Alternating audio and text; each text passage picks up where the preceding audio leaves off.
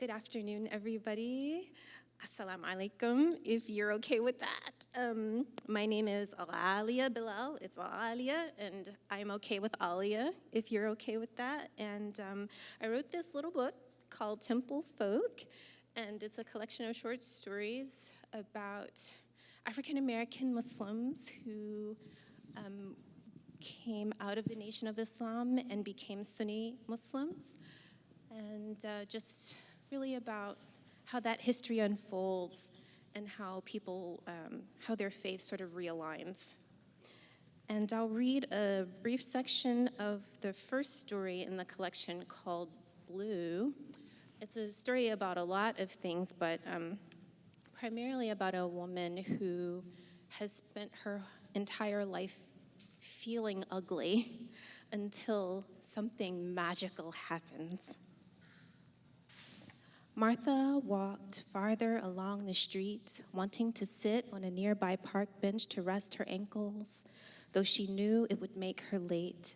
The Smiths were decent, aloof and distrusting, but reliable with their pay, and she didn't want to alter the circumstance by upsetting them with her tardiness. She only paused before what seemed to her an impromptu gathering at the corner of 5th and Prospect Street. It was a large crowd of regular folks surrounding a small group of men who she saw through the weaving masses of pedestrians. One man stood before the others, and Martha had to move to see him clearly. He was tall and slender, with skin that shimmered like polished bronze. He spoke a flurry of words that captivated the crowd, enough to make the people stand and listen.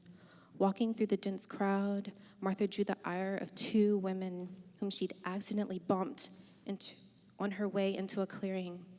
The sight of them, imperious and important looking, reminded Martha of her sweatiness and generally haggard appearance, and so she stepped away, leaning in closer to hear the suited man speak when he noticed her. His eyes went wide at the sight of her face, and instantly she was afraid, growing even more so when he pointed in her direction, and all of the onlookers turned their necks to see. This right here is the point and the reason I am speaking. We are living in the wilderness of North America, this land of misfits and misanthropes. Got you thinking day is night and night is day, thinking right is wrong and wrong is a-okay. Got you all confused about yourself. Walking around, knowing your mother looks like midnight and won't dare to be seen arm in arm with a woman darker than a rubber band. You can follow what the white man tells you to think if you want to.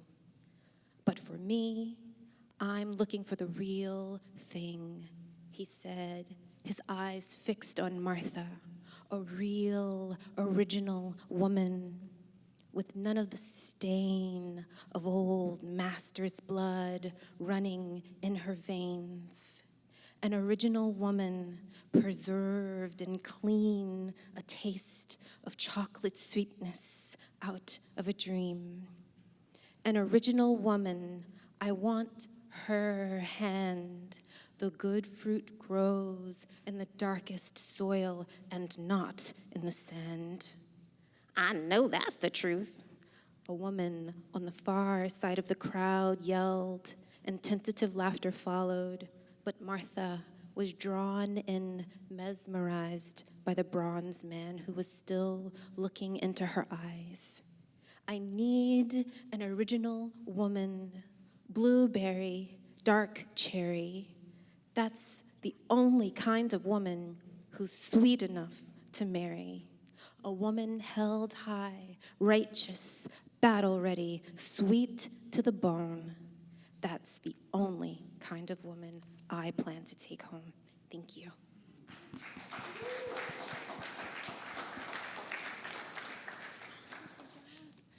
Is it okay if I sit and read from here? Hi, my name is Pemi Aguda. I'm going to be reading the beginning of the first story in my collection called Ghostroots, and the story itself is called Manifest. This is the first pimple of your life. Question the foreign object with all your fingers. If you were to draw a straight line down from the right corner of your lip, then another straight line forward from the corner of your jaw, the pimple would be sitting in that intersection. Your index fingernail, false, acrylic, painted a burnt orange, flicks at the tiny bump. You press the pad of your thumb down on it hard. The pimple does not go away. You have just turned 26, why now? Tonight, your mother calls you Agnes for the first time. Agnes is not your name. You are sitting at the dining table, picking beans, picking at this pimple. You like to sort beans on the white surface of the mahogany table that's older than you, sliding weevils and broken beans to a corner, making a route through the good beans so that you never have to lift them up. You think of the bad beans and weevils as lepers, driven out of the colony to live amongst themselves in disease and brokenness forever. When a weevil starts to creep back to the good beans, you stab at it. You love to feel them die. The crunch, then the give under the force of your finger, flick the dead off, stab again. Your mother must have been standing there a while because when you look up, there she is, frozen, gripping her Bible and hymn book bag to the gold buttons of her 90s suit. The illumination from the hallway bulb envelopes her so that her edges are blurred, half of her face eaten by light. Agnes? You ask, who's that? But your mother only shakes her head, retreating. Who is Agnes? You ask your father later that night. He's eating while watching a news report on the South Sudan Civil War. You sit at the foot of his armchair, pulling hairs from your arm in the glow of the television screen. Agnes is your mother's mother, your father tells you. She died when she was young. Show money. He questions your ignorance as he makes vile noises with his tongue and teeth in an attempt to dislodge beef. But what do Nigerian parents tell their children about their own parents, especially the Pentecostal Christians? Nothing. If you took a poll of your friends, 3 out of 5 would be similarly ignorant of these histories of parents who moved from somewhere to Lagos, left behind religions and curses and distant cousins and grimy pasts. You ask your father if he wants more beans and beef, your hand back on that pimple. He shakes his head no.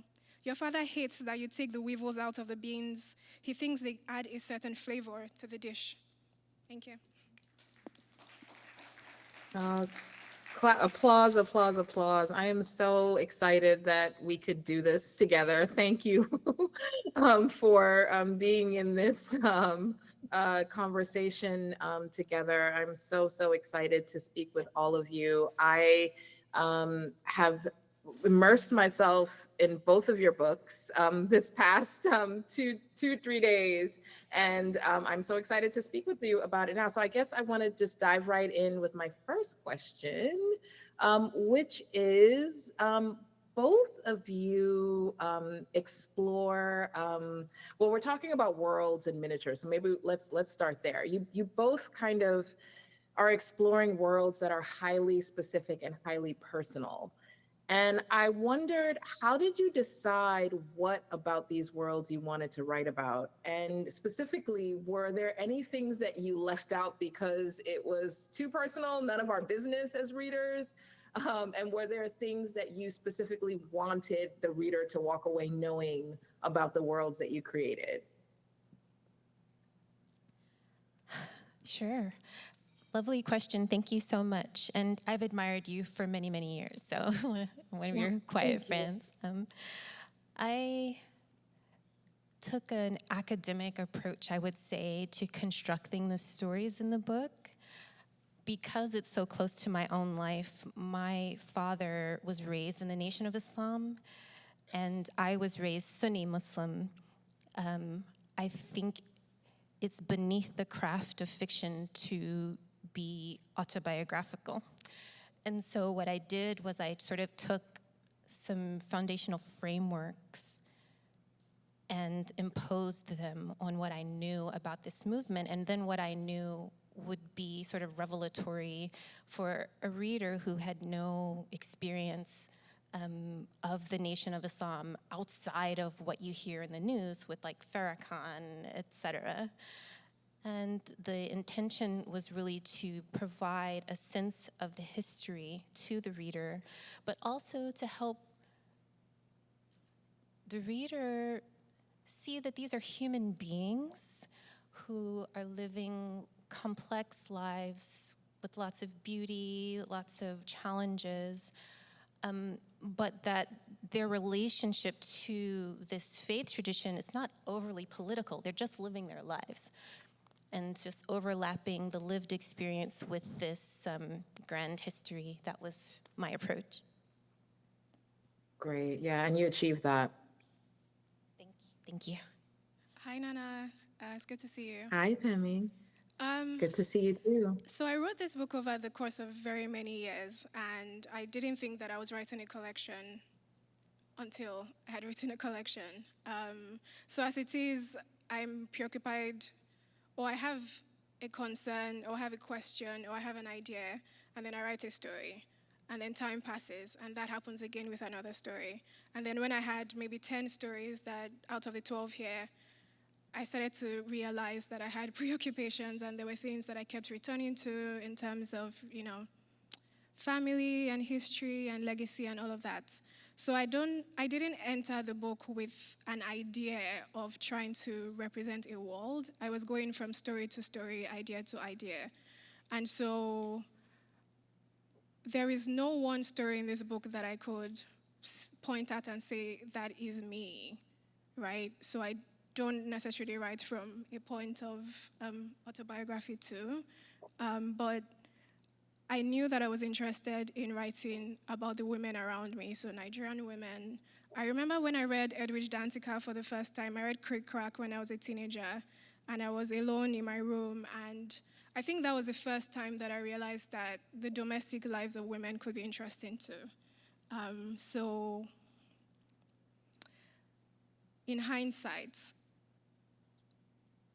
that maybe is the answer to your question about what I would hope people see when they read Ghostroots, right? Is that nothing is too small to write about. No moment of these women's lives are too small to write about. And you achieved that as well. Thank you for that answer.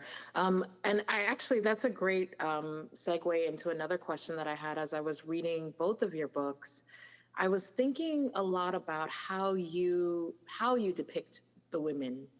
And this question might be, I don't know if this is kind of like, I don't know, a weird question to ask, but I was thinking about the fact that there's feminism, feminism is thought to be, sort of like a white woman's movement. Then there's womanism, which is thought to be, a Black woman's movement. And I was wondering, as I was reading your books, if you felt that there was a specific type of womanhood or womanism or feminism that you were representing in your works. In different ways. Just curious. It's so interesting the way we assign these names to just these natural feelings that we can replicate across experience. I wasn't really thinking in terms of a feminist or womanist lens. I was thinking about the lives of Muslim women that I knew, including my own life, and the ways that we had to relate to this religious culture where men were allowed to sort of lord over us.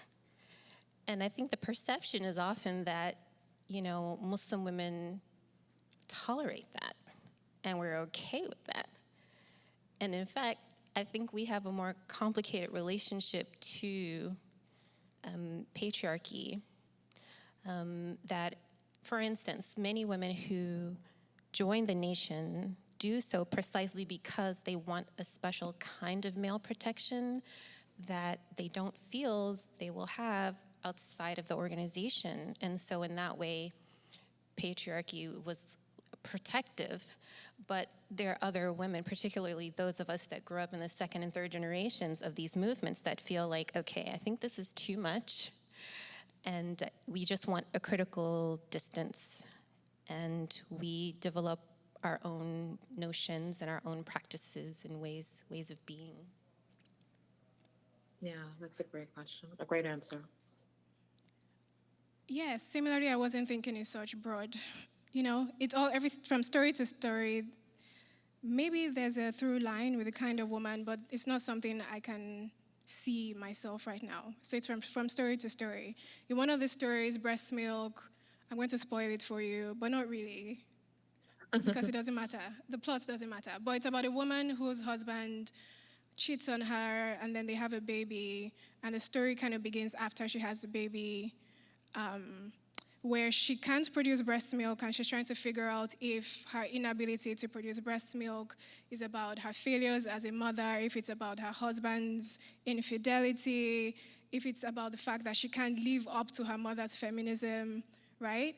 And I remember for a long time I didn't have an ending to this story, and I was having dinner with friends in Lagos, and I brought it to the table, and I said, what should happen at the end of the story? And everybody had a strong opinion. She must leave him. No, you have to work it out for the child. No, she has to stay. And that conversation was so fascinating to me, right? Like this, I think I wrote the story around the time when the term men as come was popping a lot on Nigerian Twitter. And I was wondering what the inversion would be if it was a situation where the mother was more sensitive about the rights of women than the daughter, and the daughter is finding it hard to live up to those expectations.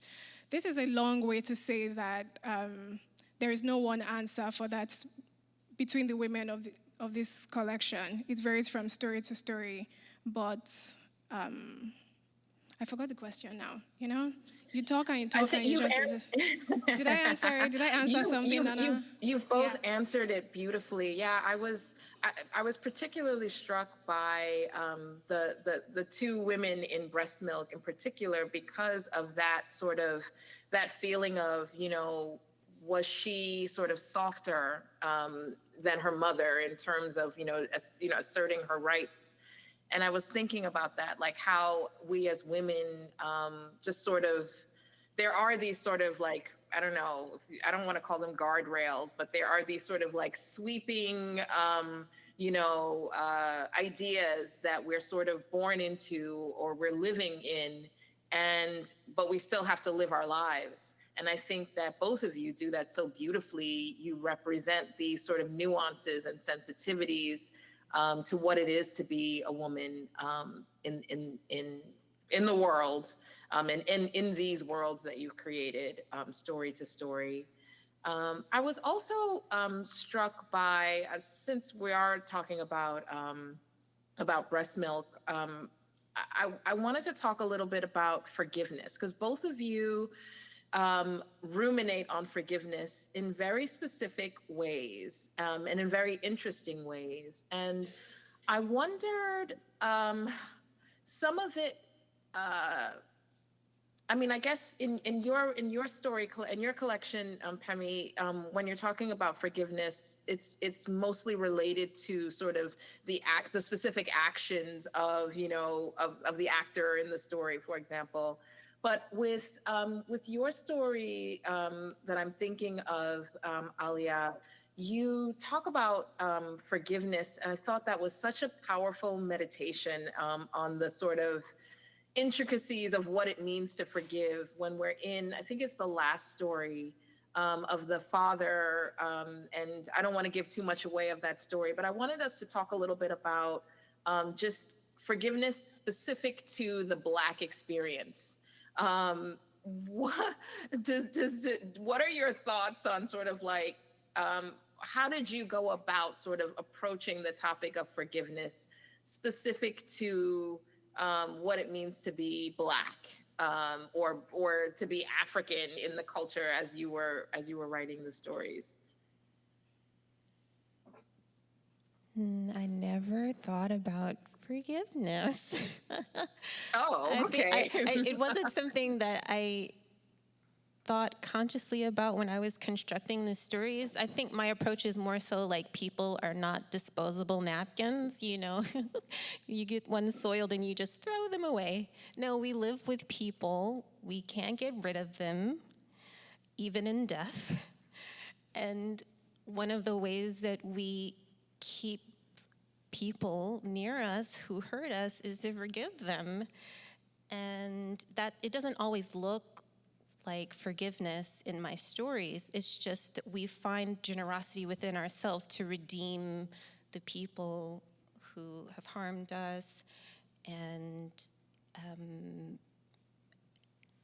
where I would like to take your question is just to say that that's something that I really wanted to highlight in these stories. For instance, when people interact with me, I think they're expecting, because I write about the Nation of Islam and Black Muslims, that I'm going to have this very militant, presentation. I think that's the means. People like me, we are the ends. I wanted to bring a lightheartedness, just a loveliness to show that these people, yes, of course, live alongside these very serious ideals, but that they're cultivating their own humanity. They're being kind to one another. There are a lot of really sweet men in my book, and I don't think people would expect that from a book about the Nation of Islam. But in fact, they're just, in my own life, there are just so many lovely people. So just to answer your question, it's just about redeeming the people in our lives, trying our best to put them in a positive light. Thank you. Yeah, it's a big question. I don't know that I also was thinking about forgiveness that way, but when you say forgiveness, now I'm thinking about it in terms of inheritance, right? So the first story in this collection, Manifest, that I read a little bit from, is a story where the main character's mother, her mother is seeing her mother in her daughter's face, right? And there's something about the resemblance that they are both running away from. So the mother character is running away from the resemblance she has with her mother, while the main character, it comes down through generations. But in terms of forgiveness, there's something about looking at what came before you, acknowledging it. There's something about articulating what sometimes feels embodied that you need to do before you can get there. So if I go back to breast milk, she does in some way forgive her husband. Oh no, I'm spoiling it. By the end, forgive me, y'all. It's a journey. It's not about the plot. It's a journey. But she does stay with her husband at the end of the story, but it's only after she has been able to tell him, to articulate what has felt embodied throughout the story. So when I'm thinking about forgiveness in this way, I'm thinking about facing what we don't like in other people, because my friend calls that, I don't have the language of psychology or psychotherapy, but my friend says that the things that we find hardest to forgive in other people are the things that have a little bit of us in it, right? So there's something about our shadow, I think she says, that feel particularly egregious in other people. So when I think of forgiveness in that space, in the space of the family, in the space of legacy, in the space of history, it's like, what are you running away from in yourself that you need to address? Yeah. Thank you for that. It's so funny that both of you weren't necessarily thinking specifically of forgiveness, because that was sort of a big thing that jumped out at me as I was reading. I guess, Aaliyah, one of the things that spoke to me in particular was the sort of the father who had this experience as a child and then sort of preached this sermon that ultimately was about forgiveness, but it really wasn't about, that really wasn't what happened. But maybe a good way to sort of continue the conversation, but to segue, is that one of the things that I noticed about both of your books is about, is that recurred in both of your books, was this idea of people who aren't who they appear to be or present themselves to be. Could you talk to us a little bit about why that was important to you to explore in your texts? For me, I'm writing about religious people, and that I think is just a truism, whether you're talking about Muslims or Christians or whatever. People live alongside their beliefs. It's not that you or we completely inhabit the doctrines that we say we believe in, they exist alongside of us and sometimes outside of us as an ideal that we're pointing to, but we're always going to be ourselves first and foremost. And I think, am I getting close to answering your question? Yes, yes. Yeah. Yes, you are. That's sort of just the way I see it. And so there's a way in which I think any fiction that's going to deal with religious subject matter, you have to find an interesting way to bring that dichotomy or that difference into your process of extracting metaphor from whatever situation you're animating. And I think just from a craft standpoint, that's part of how I approach that. Thank you. People who are not, the question is the people who are not who they seem to be, right? Who they appear or present themselves to be. And one of the things that I found fascinating about your book is that in some cases it was literal, or not literal, but literal in the mind of the mother, for example, that she was talking to Agnes when it was her daughter. And just sort of the ways that we carry these things in our genetics, and you write about that. So I would love to, just hear more about how you approach that. I think a lot of characters in this book have gotten to the moment where they have to decide who they want to be, right? And yes, sometimes we realize that we're just we're just copying everybody around us, right?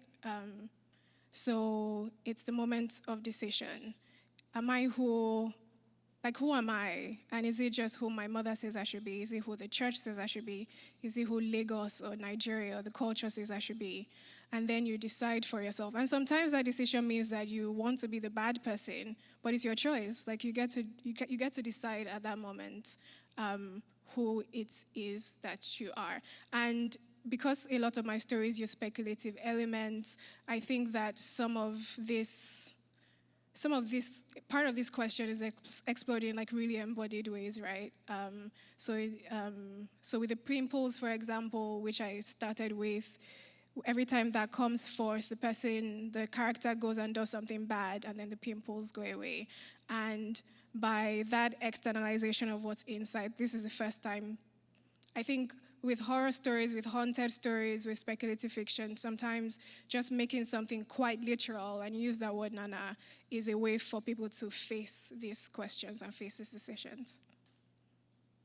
Wow, yeah.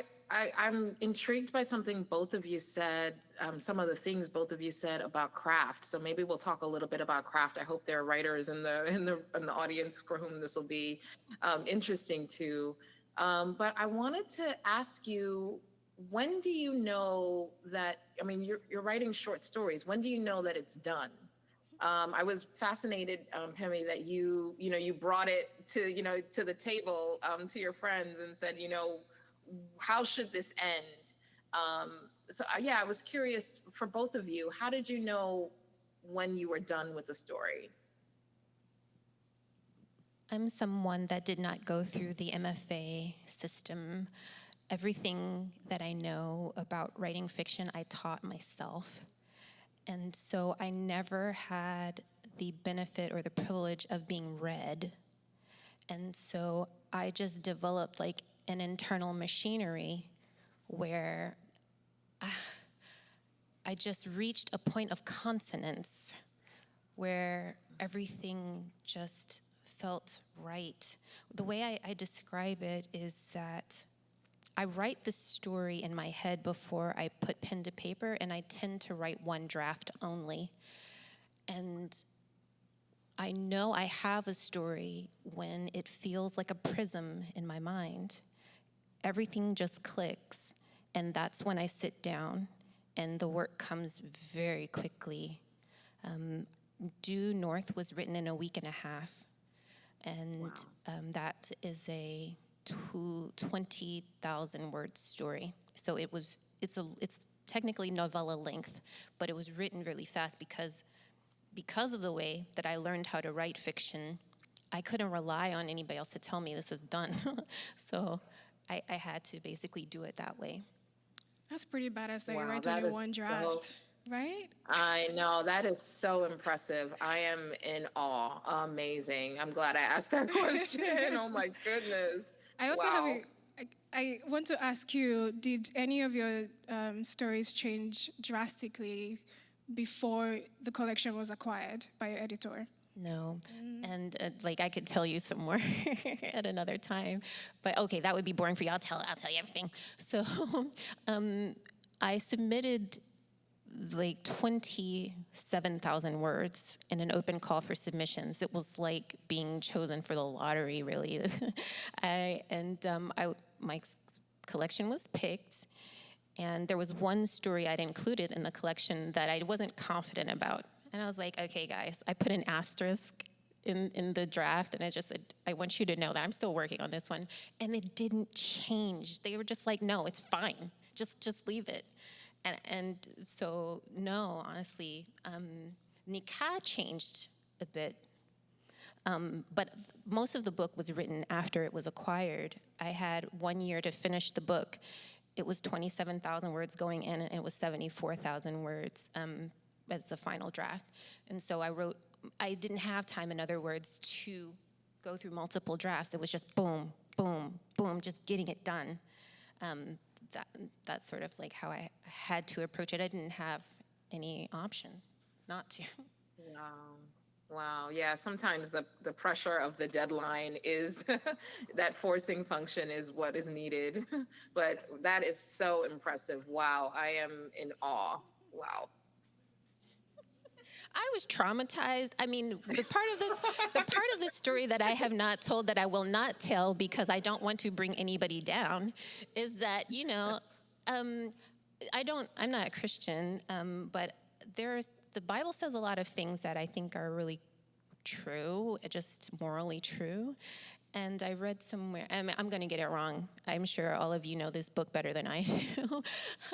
But it says that God is close to the suffering. He's close to those who suffer. And I just felt like I was in a state of suffering before my book was acquired, deep suffering.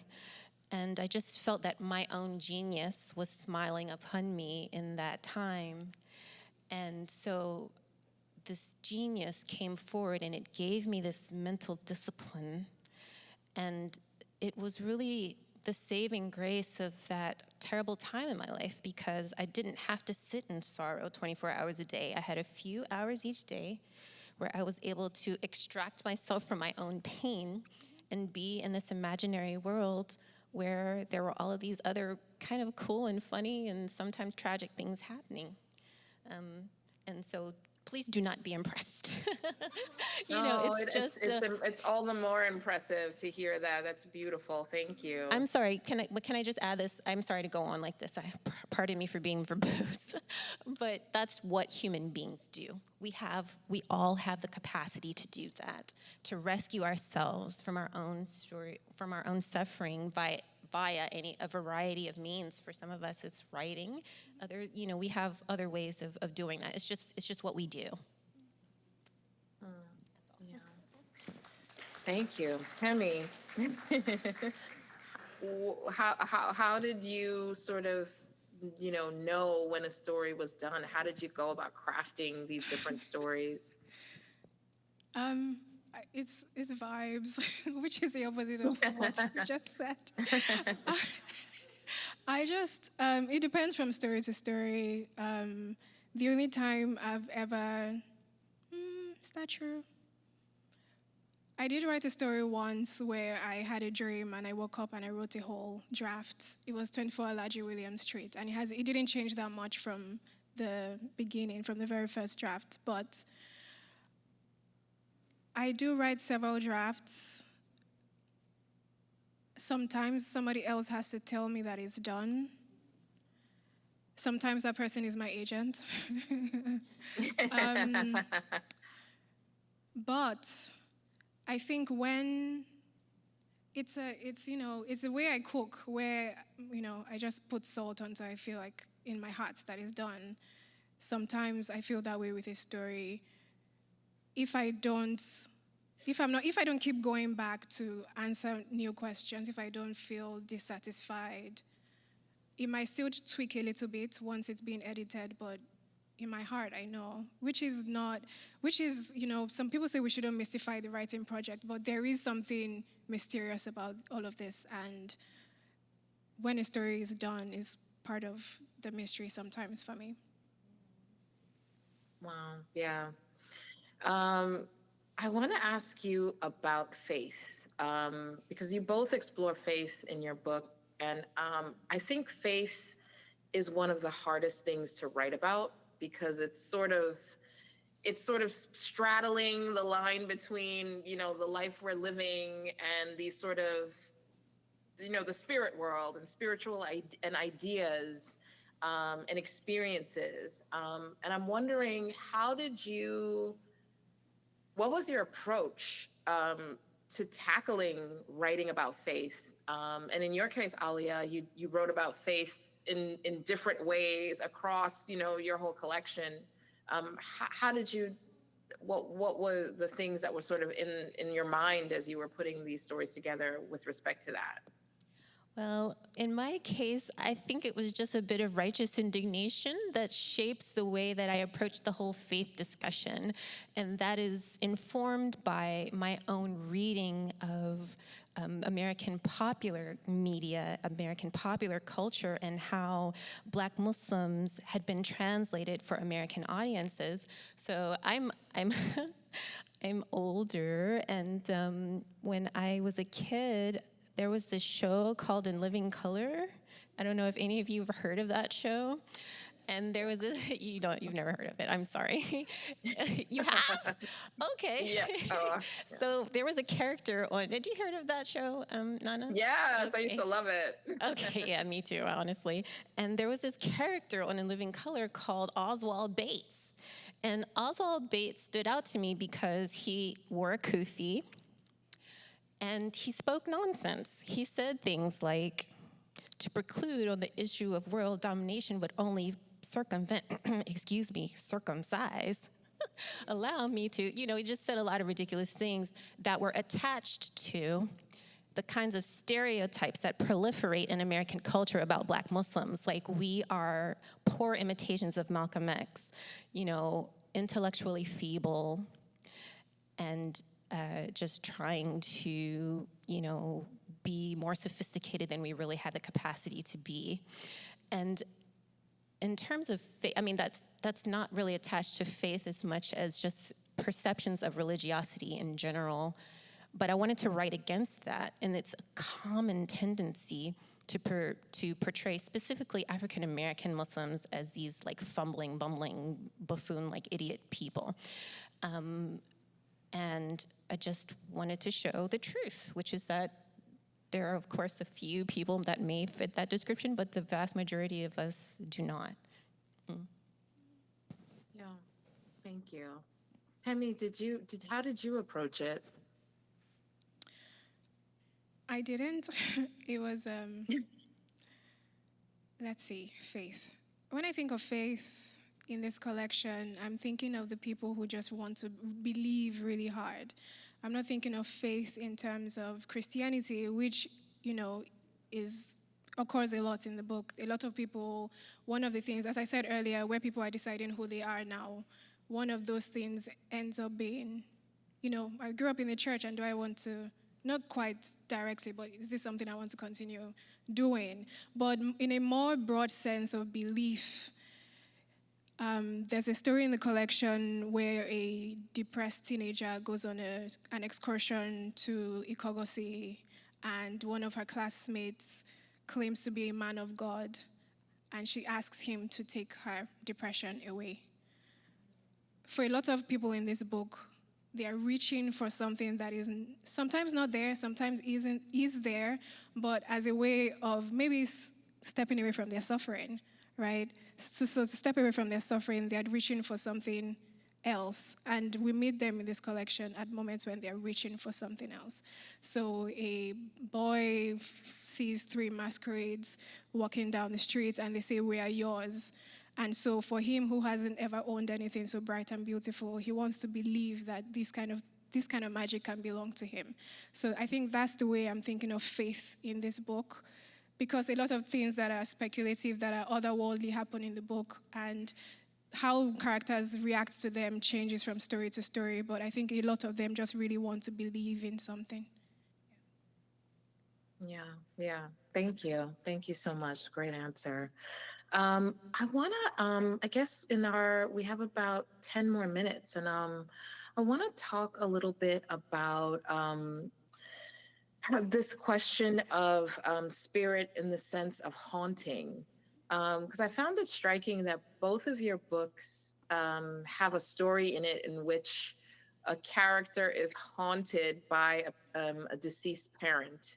I wondered and you do it differently, and I'm curious to know, like, why it was important to you to sort of, how these stories came to you, and why it was important to you to, to put them on paper for us. In my case, the story, just for the audience's sake, Nana, the story Nana's referring to is Due North. And in that story, the protagonist, goodness gracious, what is this child's name? She is haunted by her recently deceased father, who was an imam, and doesn't understand why she's being haunted when she was this perfect Muslima little girl.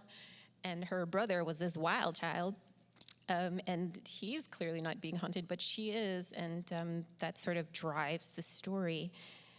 It was really just a literary device for me. I do not operate in the speculative space. That's not my strength, it's not my skill set. And I had been trying to get my mind around the story, and the only way it made sense to keep it propulsive and interesting was to kill the dad and make him a ghost. And so it was something that occurred to me. It wasn't like inspired or like this revelation. Oh, it was just like, oh, maybe that'll work. And that's sort of how I wove that in. Thank you. I once taught a class where I think the basic premise of it was that we could read any story as a kind of ghost story. Mostly because I think, we're all haunted by things. Sometimes it's not necessarily ancestors, it's not necessarily dead people. Sometimes it's decisions we've made in the past, it's decisions we are supposed to make, but we are trying to avoid. So I think the form of a ghost story, of a story that includes haunting, is very useful for characters to face what they're trying to avoid, really straightforwardly. But I do love ghost stories. I love eerie stories. I love people confronting the idea that there's more than what we can see, that there's something beneath what is on top. There's a Toni Morrison quote. There's something, I feel like I'm stealing from Toni Morrison right now, but I can't remember, so forgive me if you find out later. But yeah, that's what I think about hauntings and ghost stories, that there are ways for us to confront what we're trying to avoid. That's a great answer, both of you. Thank you. One of the things, just to stay on this a little bit longer, one of the things that your character in Due North sort of discusses is this idea of like a haint. And the idea of a haint is being dismissed as like, oh, for people who, don't know better, or and I think that's something that's a tension that we live with in Black culture specifically. Like, there is this sort of idea of what is respectable spirituality, and then there is this sort of next layer that is considered wild and not on the level. And I wondered, were any of you did any of that sort of inform the way you approached like some of those kinds of those elements of spirituality that were harder to explain, and that were sort of metaphysical in that way. My approach to fiction is that things that are occurring on that level are never real. So as the person, as the creative hand that's directing the story in my mind, and of course it will be different in a reader's mind, and the reader will have their own completely legitimate way of seeing the story, but to me, the creator, he's not really there. It's something inside of her that needs the father to show up that way in order for the great revelation of that story to happen. And so it honestly, in my own life, those questions do exist. How do we relate to spirit and to divinity and to our own, appetite for piety? Like, those are real questions for me. But when I'm writing, the creative mind, my creative mind, never takes those things very, very seriously or sees them as more than just instruments to get the character to a point of decision. Thank you. Thank you so much. Any thoughts on that, Pemi? Sometimes I talk about that baseline of reality. Like, sometimes when I go to book events in this country, we end up talking a lot about craft that way. And then when I did my event in Abuja, my book event, somebody stood up and said, "Oh, what you talked about in Manifest, that happened to me yesterday. Like, my father was calling me by my grandfather's name, right? And that's real for that person." So in some way, even this book being out in the world has even deepened my own belief, because sometimes I approach these things in a very, like, in the story, if it's real, then I will take it seriously, and I will take it as real, not as craft. But I step outside of that, and I'm like, yeah, did that happen? Did that not happen? It depends on the reader. It depends on what their realizations are. But then I go out into the world, and I hear people come back and tell me, oh, that situation you wrote about, that strangeness you wrote about, is not fiction. It's very real to me. So that's been an interesting experience. Yeah. Yeah, thank you both. Wow. We are about 5 minutes away from the end of this conversation. So I guess, I don't know if there is time for Q&A, but I wanted to end. Oh, yes. Can I ask you a question? Yes, no, please. Let me. I'm really curious, Nana, maybe you're curious to know as well, like, how did you start writing? And how did I start writing? Yeah. Oh, I always wrote, I think. I have a novel that I wrote when I was maybe 10 years old. It was called Who's Around? And I was reading a lot of Enid Blyton at the time. So, of course, everybody was blonde and they were taking tea breaks. Very different from life in Lagos. But I started to write. These days, I think that I started to write because I just wanted to continue the story, because we didn't have access to many books in my home. And so I started to write. And then when I was in my early 20s, something wonderful happened. I used to write really short stories on Facebook. I would write really short stories to entertain my classmates. And somebody reached out to me and asked if I would be part of this website where I could have a fiction column. So I would write a short story every week for, I think, about a year and a half, maybe 2 years. And the whole point was engagement. They wanted stories that people would want to talk about in the comments. And it really changed informed my approach to fiction, because they're really, really short stories. Some of them could be 300 words, 500 words, but I wanted to write stories that, even if we're just a snapshot, had something that people could say, oh, Jumoke did that, I don't believe she did that, and have enough to engage in conversation with other people. So that was how I came to fiction. How about you? Wow. Okay. For me, I just reduce it to just like certain social factors. I feel permanently and irretrievably estranged from other people. And it's, you know, I'm socialized as a woman, and so like I've tried to extrovert myself and to do the things that women are taught to do, to be social lubricant. And every time I do that, people are just like, all right, girl. So life has just kind of pushed me into this space where my true self had always resided. Like I thrive in isolation and solitude. I thrive there. And so I just feel like a kind of destiny that, you know, when I stopped trying to fit into social situations that were not suited to my nature, I found myself and my calling. So, yeah. I thank you so much for both of you. And as we are closing this out, I want to end. My last question is: what's changed for you now that these books are out in the world?